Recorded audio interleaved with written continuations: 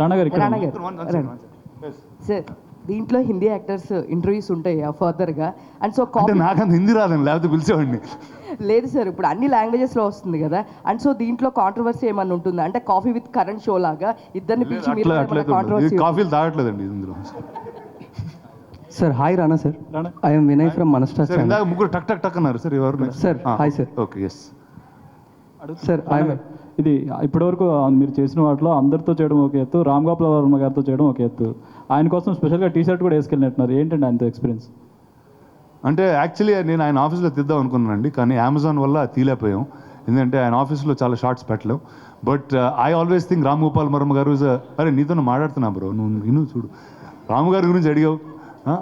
So I think is a very unique personality and ఆయన perspective life గురించి చాలా డిఫరెంట్గా ఉంటుందండి. అండ్ నాకు గుర్తు ఆయన 10 years బ్యాక్ నాకు ఏం చెప్పారో those are all relevant things today.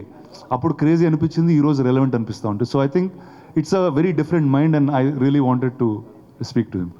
Ram Gopal Varma డెన్లో మీకోసం ఒక స్క్రిప్ట్ రెడీ అయింది అంటున్నారు. రామ్ గోపాల్ వర్మ గారి డెన్లో మీకోసం స్క్రిప్ట్ రెడీ అయిందంట మీరు హీరోగా, అదేనా డిస్కషన్కి వచ్చిందా? నాకైతే చెప్పలేదండి.